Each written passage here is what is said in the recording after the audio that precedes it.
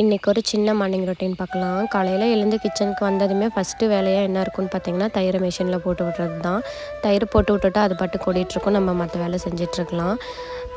ஒரு 7-8 நிமிஷத்துலேயே இன்றைக்கி வெண்ணெயுமே வந்துருச்சு. சரின்ட்டு அதை அப்படியே தனியாக எடுத்து வச்சுட்டு நான் பாட்டுக்கு சமைக்க ஆரம்பிச்சிட்டேன். இன்றைக்கி வந்து பீட்ரூட் கீரை பொரியல், ரசம், மோர், அப்புறம் கத்திரிக்காய் இதெல்லாம் தான் செஞ்சிட்ருந்தேன்.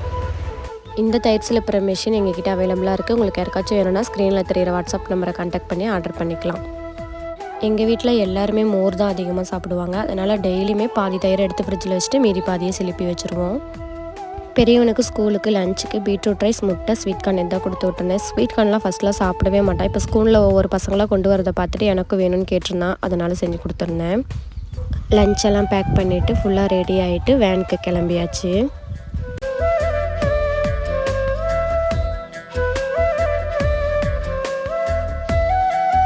பெரியவனை ஸ்கூல் அனுப்பிச்சதுக்கப்புறம் சின்னவனை மேய்க்கிற வேலை தான்.